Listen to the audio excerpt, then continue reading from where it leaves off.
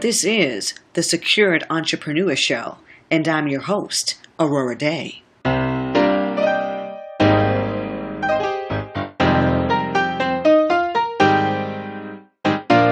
Welcome, and thank you for joining me here on the 33rd episode of the Secured Entrepreneur Show. We've been getting asked about single shareholder corporations.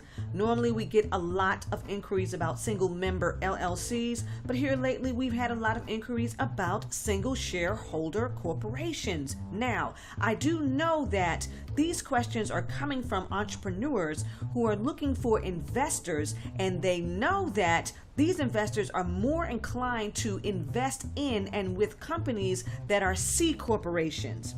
Now, as we previously discussed, investors prefer C corporations to LLCs and, of course, sole proprietors because of their consistent legal structure and the ability to create preferred shares of stock.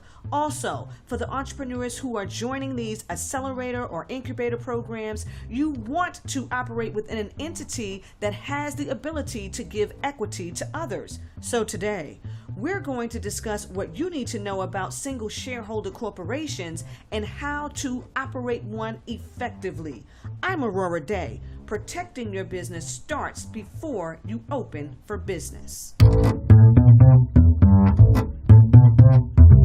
Let's get into some corporation basics. A corporation has shareholders, a board of directors, and officers. The shareholders literally own the company by way of stock. The shareholders elect members to the board of directors. The board represents shareholder interests and appoints officers who manage the company on a daily basis. Now, a single shareholder corporation must operate this very same way, only the single shareholder will hold all three positions: shareholder, sole chairman of the board, and the officer.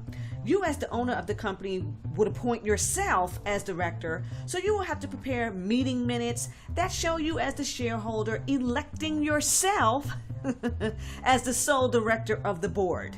This is 100% legal and it is accepted in all 50 states. But yes, even as a single shareholder and sole director, you must prepare minutes that document the decisions that you make.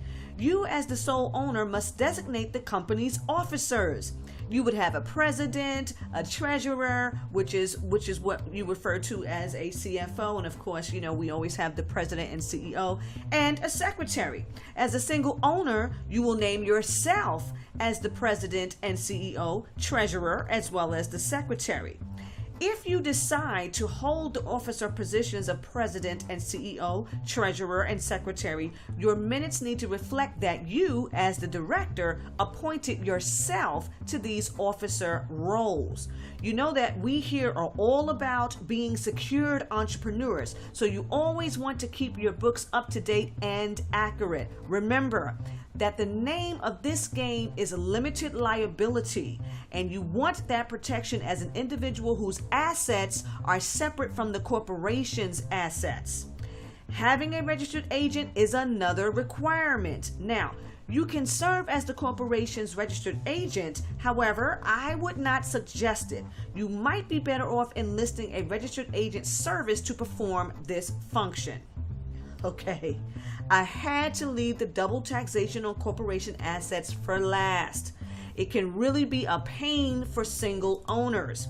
C corporation profits are taxed at both the corporate and personal levels. An owner who takes those profits out of the company must pay taxes on that amount on their individual tax returns. Now, the way to avoid this is to elect an S corporation's tax status. In this case, the company's income, deductions, and credits are passed along to the owner's personal tax return. The company itself isn't taxed on its profits.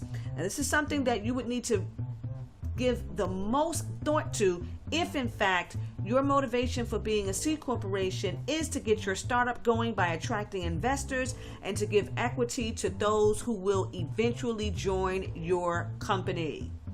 All right, for all of the entrepreneurs tuning in who are still playing in the sole proprietor sandbox, It is time for you to become the CEO. I'll have a link in the description box here on YouTube so that you can take full advantage of the remaining 6 months of this year. Yes! Start learning how to go from sole proprietor to CEO right now.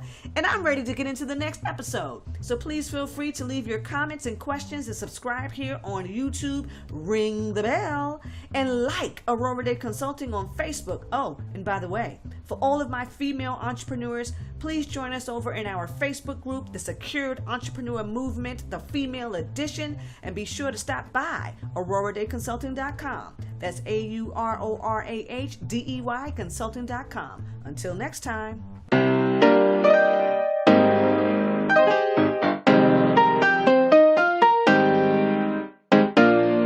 With Aurorah Dey, you are secured.